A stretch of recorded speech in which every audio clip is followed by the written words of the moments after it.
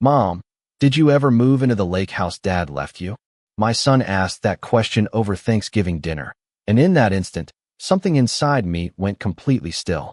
At 71 years old, I had learned that life could surprise you in painful ways. I had buried my husband of 43 years. I had watched friends come and go. I had learned how to sleep alone in a bed that once felt too small for two people. But nothing prepared me for hearing about a house I had never known existed. The dining room was warm with the smell of roasted turkey, sweet potatoes, and fresh dinner rolls. Outside, a cold November rain tapped softly against the kitchen windows. My son Daniel sat across from me, carving a slice of pie onto his plate. Beside him sat his wife, Vanessa. Until that moment, it had felt like a normal holiday gathering. Then Daniel smiled and repeated the question. The lake house, Mom. Did you ever end up fixing it up? I stared at him. What lake house? I asked. His smile faded. For a second, he looked confused. Then he laughed softly as if he thought I was joking. The one Dad left you. I looked from Daniel to Vanessa. The color drained from her face so quickly that even across the table I noticed it. She reached for her water glass, but her hand hesitated before touching it. Just for a moment. Then she forced a smile. Maybe you're thinking of something else, Daniel, she said. Her voice sounded calm, but there was tension underneath it. The kind of tension you hear when someone is trying very hard to sound relaxed. Daniel frowned. No, Dad talked about it all the time before he passed. I felt my heartbeat begin to quicken. My husband, Richard, had been gone for almost 3 years. In all that time, nobody had mentioned a lake house. Nobody had told me about property. Nobody had asked me to sign ownership papers. I had spent those years living carefully on my savings, clipping coupons, postponing repairs, and convincing myself that being cautious was simply part of widowhood. I don't know what you're talking about, I finally said. Silence settled over the table. Vanessa lowered her eyes. Daniel looked genuinely puzzled. I tried to focus on my dinner, but the food suddenly tasted like nothing at all. My thoughts drifted backward. A few months after Richard's funeral, Vanessa had arrived at my house carrying a stack of documents. She had placed them neatly on my kitchen table and explained that they were routine estate papers. Nothing important, just paperwork. I remembered signing where she pointed. I remembered thanking her for helping me through a difficult time. Most of all, I remembered trusting her. At the time, grief had wrapped itself around every part of my life. Reading legal documents was the last thing on my mind. I simply wanted to get through each day.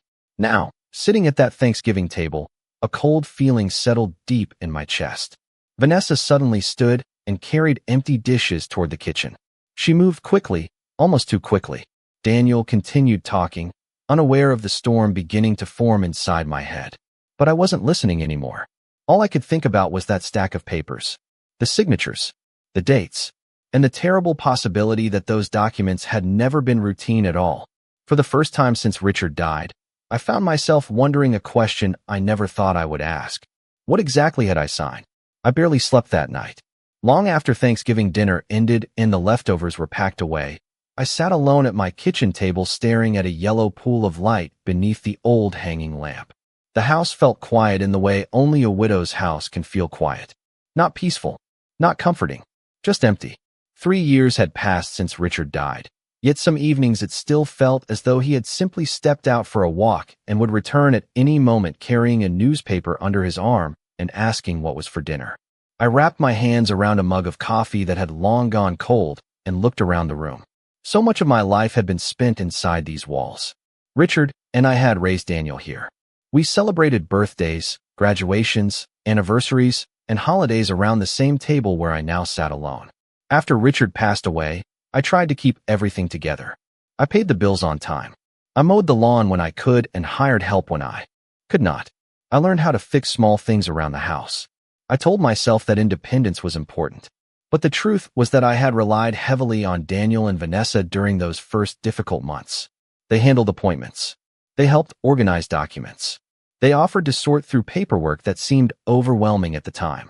I was grateful. Looking back now, I could remember dozens of small moments that I had dismissed without a second thought. Vanessa often volunteered to collect the mail when she visited. She insisted on organizing financial statements into folders. Whenever legal documents arrived, she always seemed to know about them before I did. At the time, I thought she was being helpful, responsible. caring. Now those memories felt different. Around midnight, I stood and walked into the living room. Family photographs lined the mantel above the fireplace. One picture showed Richard and me standing beside a lake during a vacation many years earlier. The sight of it made me stop. A lake. My eyes lingered on the photograph longer than they should have.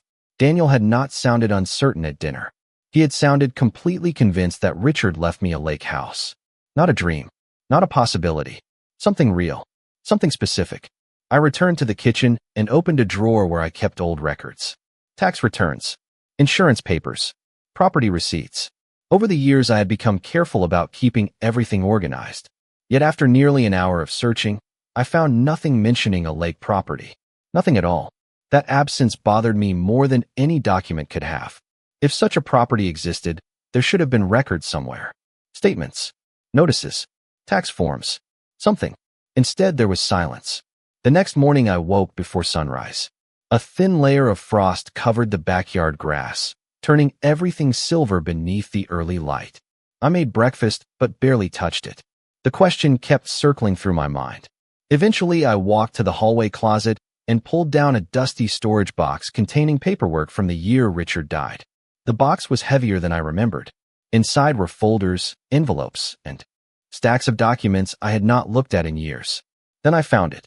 A folder labeled estate documents. My hands suddenly felt cold. Because for the first time since Thanksgiving dinner, I realized something that made my stomach tighten. I could not remember ever putting that folder there. I carried the folder to the kitchen table and sat down slowly. Morning sunlight spilled across the surface, illuminating every crease and stain in the old cardboard cover. For several minutes, I simply stared at it. There was something unsettling about holding documents that should have felt familiar, but did not. I opened the folder carefully. The first pages were exactly what I expected to find. Copies of Richard's will, insurance information, tax records. Nothing unusual. I almost laughed at myself for becoming suspicious. Grief has a way of making ordinary things feel mysterious. But then I noticed something strange. Several documents were arranged out of chronological order. Richard had always been meticulous. Every paper had a place. Every file followed a system. Yet these pages looked as though someone had reorganized them after his death. I continued reading. Halfway through the stack, I found copies of forms bearing my signature. At first, that seemed normal. Vanessa had helped me complete countless documents during those difficult months. But the more I looked, the less I recognized. One form referenced asset transfers. Another authorized communication through a designated representative. A third contained legal language that I did not remember reading. My signature appeared at the bottom of each page. The handwriting was mine. There was no question about that. Still, I could not remember signing them. I leaned back in my chair and closed my eyes.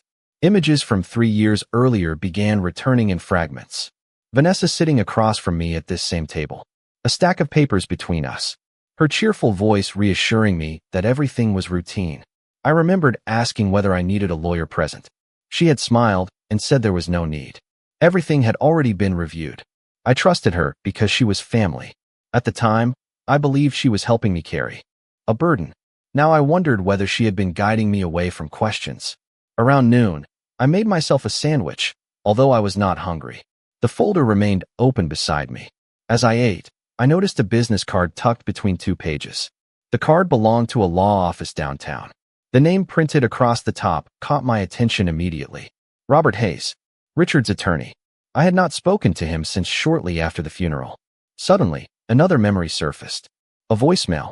Years ago, Robert had called asking if I wanted to schedule a follow-up meeting regarding estate matters. Vanessa had told me she would handle it. I never returned the call. My stomach tightened. I stood and walked to the window overlooking the backyard. The maple tree Richard planted 20 years earlier had already lost most of its leaves. Bare branches stretched across the gray sky. Everything felt different now. Not because I had discovered proof of wrongdoing, but because I had discovered gaps. Missing conversations. Missing memories. Missing explanations. Small absences that were beginning to form a pattern. I returned to the table and picked up the business card. The phone number was still clearly visible. For several seconds, I turned it over in my hands. Then I reached for my phone. If anyone could tell me what those documents really meant, it would be Robert Hayes. And deep down, I had a feeling he was about to tell me something that would change everything. I called the number before I could talk myself out of it. The phone rang twice. Then a familiar voice answered. Robert Hayes sounded older than I remembered, but there was no mistaking him.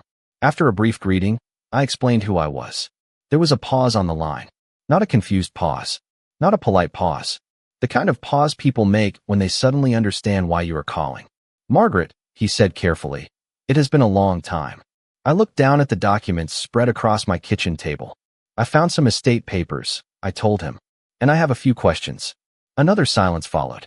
Then he asked something that immediately caught my attention. Did you finally receive the property records? My grip tightened around the phone. What property records?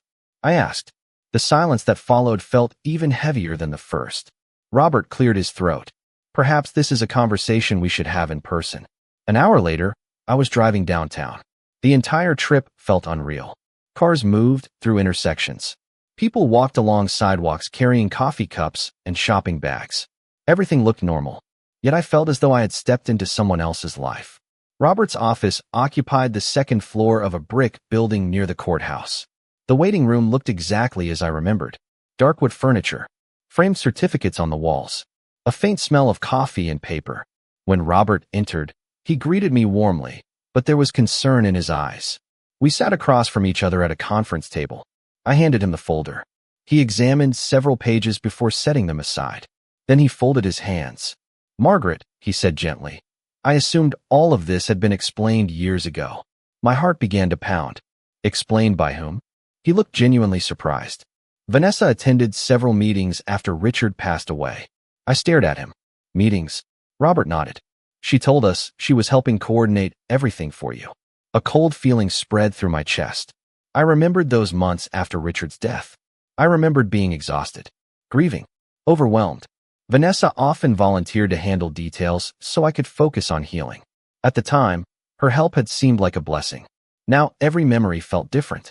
Robert opened a file cabinet and removed a thick folder. He placed it on the table and carefully opened it. Inside were copies of documents I had never seen before. Property assessments, ownership records, correspondence. Then I saw it. A photograph clipped to one page. A small lakefront cottage surrounded by pine trees. My breath caught. The cottage looked familiar. Richard and I had visited it years ago during a summer trip. He loved that place. He talked about it for weeks afterward. Richard purchased this property 18 months before he passed away, Robert said. I stared at him in disbelief. Purchased? He nodded. His intention was for you to own it outright. For several seconds, I could not speak. I simply looked at the photograph. A quiet lake. A wooden dock. A wraparound porch. Everything Richard loved. Everything he had planned for our future. Then why have I never heard about it? I finally asked. Robert's expression changed. Not confusion. Not uncertainty. Concern. Real concern. He slowly turned another document toward me. At the bottom of the page was my signature. Above it were words that made my stomach drop. Because according to that document, I had voluntarily transferred certain ownership rights less than 3 months after Richard's funeral. For a long moment, I could not take my eyes off the document. The signature at the bottom was mine. The looping M in Margaret. The familiar stroke beneath my last name. Everything about it was unmistakably mine. Yet I had absolutely no memory of agreeing to hand over authority related to the lake cottage. Robert allowed the silence to settle between us. He did not rush to explain. He simply waited while I studied the page again and again, searching for something I had missed. Finally, I looked up. What exactly did I sign? I asked. Robert slid another document across the table. This was part of a larger package submitted shortly after Richard passed away, he said. According to these records, ownership of the property remained entirely yours. That never changed. I felt a brief wave of relief. Then he continued. However, certain administrative authority and communication rights were reassigned. The relief disappeared just as quickly as it arrived. Reassigned to whom? I asked. Robert pointed to a line near the bottom of the page. Vanessa Collins. I stared at the name. My mind immediately traveled back to those difficult months after Richard's death. I remembered sitting at my kitchen table surrounded by paperwork I could barely focus on. I remembered Vanessa reassuring me that everything was routine. I remembered trusting her because she was family. At the time, I thought she was helping me manage details while I grieved. Now I wondered whether I had signed away far more influence than I ever intended. Robert opened another folder. There is more, he said quietly. He removed several records and spread them across the table. Property tax statements, maintenance invoices, utility records. Everything related to the cottage had been handled consistently for years. The property had been maintained. The bills had been paid. The cottage had not been abandoned. Someone had been receiving updates and making routine decisions regarding repairs and upkeep. Have you ever received reports about the property? Robert asked. I shook my head. Never. He nodded slowly. That is concerning. He handed me another page. It showed correspondence instructions filed years earlier. According to the document, updates regarding the property were to be sent through an authorized representative before being forwarded to the owner. My name appeared as the owner. Vanessa's name appeared as the representative. Suddenly, dozens of small memories resurfaced. Times when I wondered why certain documents no longer arrived in my mailbox. Times when Vanessa offered to organize paperwork before I had even opened it. Times when she assured me there was nothing important I needed to review. None of those moments seemed suspicious back then. Together, they painted a different picture. To be clear, Robert said carefully, you still own the cottage the entire time. Nobody transferred ownership away from you. But if communication was filtered through someone else, important information may never have reached you. I looked down at the documents again. Somehow that realization hurt more than losing the property would have. Richard had purchased the cottage for me. He wanted me to enjoy it, to visit it, to make decisions about it. Instead, I spent 3 years believing it did not even exist. The drive home felt longer than usual. Gray clouds stretched across the sky as traffic moved steadily around me. My thoughts replayed countless conversations from the past several years. Small comments, missing letters, unanswered questions. Every memory seemed different now. When I finally pulled into my driveway, my phone vibrated. A text message appeared from Vanessa. Just checking on you. Hope you are having a relaxing day. I stared at the screen for several seconds. Then I looked toward the folder resting on the passenger seat beside me. For the first time, I was no longer asking whether Vanessa knew something. I was beginning to wonder how much she had chosen not to tell me. The next morning, I did something I had not done in years. I stopped reacting and started observing. Instead of answering Vanessa's message, I set my phone aside and spent the day reviewing every document Robert had given me. The more I read, the more a pattern emerged. None of the individual decisions seemed alarming on their own. A form here, a signature there, a change in correspondence preferences, a reassignment of administrative authority. Each step looked harmless when viewed separately. Together, they formed something much larger. By late afternoon, I realized that nearly every important document had passed through Vanessa at some point. That fact alone did not prove wrongdoing, but it raised questions I could no longer ignore. Over the next several days, I began paying attention to conversations differently. When Daniel called, I listened carefully. He sounded exactly as he always had. Warm, busy, distracted by work and family responsibilities. Nothing about his voice suggested he knew anything about the lake cottage. If he had been part of a deliberate plan, he was remarkably convincing. Yet deep down, I sensed confusion rather than deception. Vanessa, however, behaved differently. She started checking on me more often. She sent text messages asking whether I needed groceries. She called twice during the same week, something she rarely did. Her concern might have seemed thoughtful to anyone else. To me, it felt timed, measured, as though she were quietly checking whether something had changed. One evening, I decided to test a theory. During a family phone call, I casually mentioned that I had been organizing old records and reviewing estate documents. There was a brief pause. Daniel simply said that sounded productive. Vanessa immediately asked which documents. Her question arrived too quickly, too directly. I answered vaguely and changed the subject. For the rest of the conversation, she sounded distracted. After hanging up, I sat quietly in my living room and replayed the exchange in my mind. It was a small detail, but small details had started this entire journey. 2 days later, Robert called. He had continued reviewing archived files from Richard's estate. Most of the records confirmed what we already knew. Then he mentioned something new. Several years earlier, correspondence regarding the cottage had been redirected from my mailing address to an alternate contact. My heart skipped. Who requested the change? I asked. Robert hesitated. The request appears to have been submitted by an authorized representative. Authorized representative. I already knew whose name would appear. When the documents arrived by email later that evening, my suspicion became certainty. Vanessa's name appeared on the authorization record. I stared at the screen for a long time. Not because I was shocked anymore. The shock had already passed. What remained was something colder. Clarity. For years, information had been flowing through a filter I never questioned. Letters, notices, updates, decisions, opportunities, all controlled by someone I trusted. I walked to the window and looked out into the darkening yard. The porch light cast long shadows across the grass. Somewhere beyond those shadows stood a future I had never been allowed to see. The lake cottage was only one piece of the puzzle. If correspondence had been redirected, what else had been hidden? As that question settled into my thoughts, my phone vibrated again. Another message from Vanessa appeared on the screen. This time it was only 4 words long. We should talk soon. And for the first time, I believed she was worried. For the next week, I said very little. That surprised Vanessa more than any accusation ever could have. People expect confrontation when secrets begin to surface. They expect anger, tears, and demands for answers. Silence is harder to interpret. Silence leaves room for uncertainty. Every time Vanessa checked on me, I responded politely. Every time she suggested lunch or coffee, I thanked her and said I was busy. Meanwhile, Robert and I continued reviewing records. The more documents we examined, the clearer the picture became. Ownership of the cottage had never changed. It remained mine exactly as Richard intended.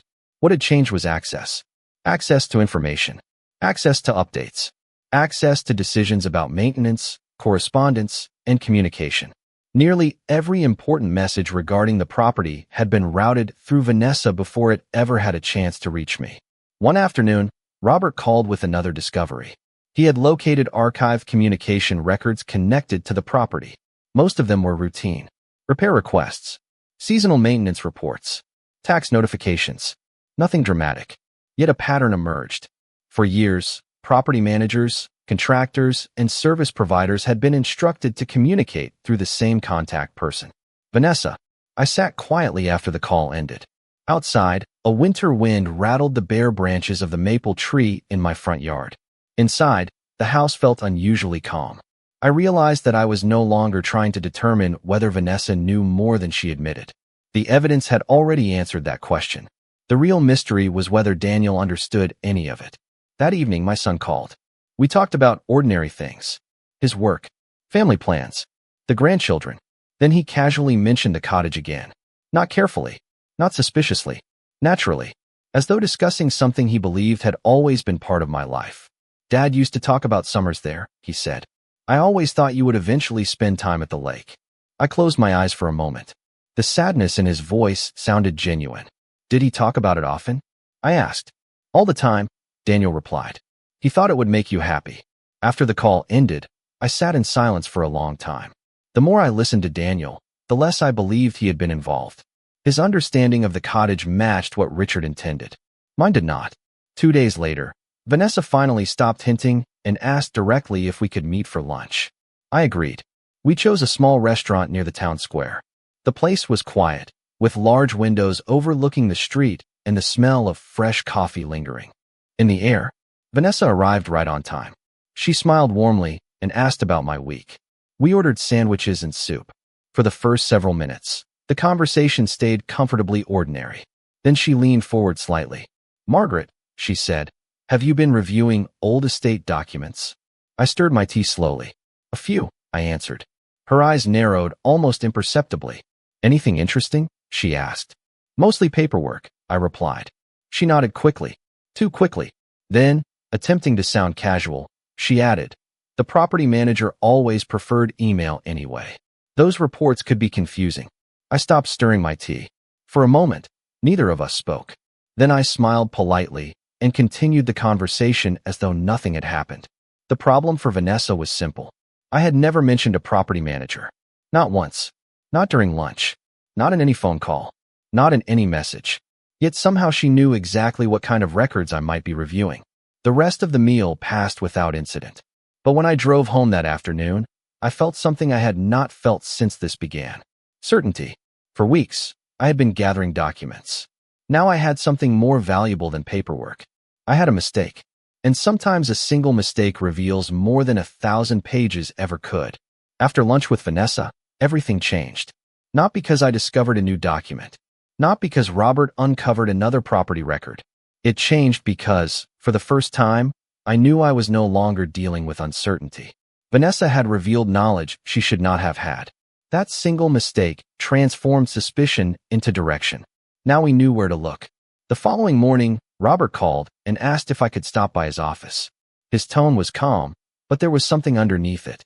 The kind of quiet anticipation that comes when someone has found an answer to a question that has lingered for too long. When I arrived, he already had several folders spread across the conference table. "I think we found what has been missing," he said. He handed me a printed chain of emails. The messages dated back nearly 3 years. Most involved routine property, management matters, lawn maintenance, seasonal inspections, dock repairs, utility updates, ordinary things. Yet as I read through them, a pattern emerged. Every message intended for me had first been directed somewhere else. Every update passed through Vanessa before it could reach the actual owner. Then I reached an email that made me stop reading. A property manager had written requesting confirmation regarding future correspondence. According to the message, they wanted to ensure all reports, maintenance notices, and ownership updates were being delivered correctly. Attached beneath it was a response sent from Vanessa's personal email account. "Please continue sending all correspondence to me first. Mrs. Collins prefers that I handle these matters on her behalf." I stared at the sentence for several seconds. My chest tightened. Not because the message was dramatic. It was not. In fact, that was what made it powerful. It sounded professional, reasonable, helpful. Yet I had never made such a request.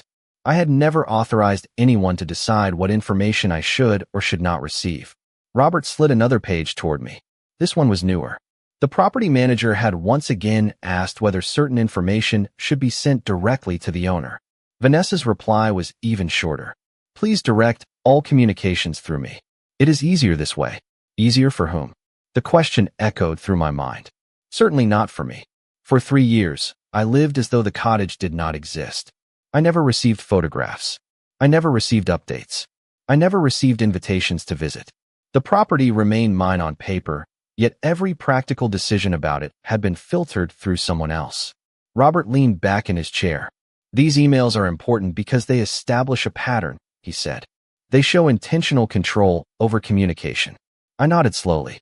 The evidence was no longer circumstantial, no longer based on assumptions. The documents spoke clearly. Nobody stole the property. Nobody transferred ownership. Instead, information itself had been controlled. And when information is controlled, choices disappear. On the drive home, I found myself thinking less about the cottage and more about Richard. He bought that place because he wanted me to have options, freedom, a peaceful future. Yet for years, I had been denied the ability to make even the simplest decisions about something that belonged to me. That evening, Daniel called and reminded me about the upcoming family dinner. I accepted immediately. After the conversation ended, I placed the email records into the folder beside the other documents. Then I closed it carefully. For weeks, I had been gathering pieces of a puzzle. Now the picture was complete. The family dinner was only a few days away. And resting inside that folder was something far more powerful than suspicion. It was proof. The family dinner took place 4 days later. By the time I arrived, the house was already filled with familiar sounds. The grandchildren were laughing in the living room. Relatives moved between the kitchen and dining room, carrying serving dishes and dessert trays. Everything looked normal, comfortable, familiar. Yet as I stepped through the front door carrying a simple folder beneath my arm, I knew this evening would be remembered differently. Throughout dinner, I said very little. I listened to conversations about school activities, holiday travel plans, work projects, and neighborhood news. Daniel seemed relaxed. Vanessa appeared calm as well, although I occasionally noticed her glance in my direction. Not long, just enough to check whether I seemed concerned. The truth was that I felt something I had not felt in weeks. Certainty. I no longer needed guesses. I no longer needed assumptions. I had answers. After dessert, coffee was served and conversations naturally slowed. This was the moment I had been waiting for. I placed the folder on the dining table. The soft sound immediately drew attention. Daniel looked up first. "Mom," he asked. I smiled gently. "There is something I learned recently that I think everyone should hear. The room became quiet. I opened the folder and removed the photograph of the lake cottage. Daniel smiled immediately. "Dad always loved that place," he said. I nodded. Yes, he did. What I did not know was that he bought it for me before he passed away. Confusion appeared around the table. I explained how I discovered the property, how Richard intended it to be a place where I could spend peaceful summers, how I spent 3 years unaware it even existed. Nobody interrupted. Then I placed several documents on the table. Communication authorizations, property management records, correspondence instructions. Daniel studied them carefully. Vanessa remained silent. Finally, I placed 2 printed emails on top of the stack. "These are the documents that answer my questions," I said. Daniel picked up the first page. As he read, his expression changed. The message came from the property manager asking where future reports should be sent. Beneath it was a reply from Vanessa. "Please continue sending all correspondence to me first. Mrs. Collins prefers that I handle these matters on her behalf." Daniel frowned. He immediately looked toward Vanessa. Then he picked up the second email. This one was even shorter. The property manager had asked whether ownership updates should be sent directly to me. Vanessa responded with a single sentence. "Please direct all communications through me. It is easier this way." The room remained silent. No one needed help understanding the meaning. Daniel read both messages again. Then he slowly lowered the pages. "Mom never asked for this," he said quietly. The disappointment in his voice felt heavier than anger would have. Vanessa looked down at the table. For several moments, nobody spoke. There was no dramatic argument, no raised voices. The emails spoke clearly enough on their own. Richard left me the cottage. The ownership never changed. What changed was access, information, choice. For 3 years, updates about my own property passed through someone else before they could reach me. Opportunities were delayed. Decisions were filtered, not because I requested it, because someone else decided what I should and should not know. I looked around the table and felt an unexpected sense of peace. Richard's gift had never disappeared. It had been waiting for me all along. Vanessa never took the cottage away from me. What she took were 3 years of choices that should have been mine. 3 years of information I should have received. 3 years of opportunities one should have been free to consider for myself. As the evening came to an end, I gathered the documents and placed them back into the folder. For the first time since Richard passed away, I felt as though I had recovered something truly important. Not property, not paperwork, not even the truth. I had recovered confidence in my own judgment. And from that day forward, I stopped allowing other people to decide what I deserved to know about my own life.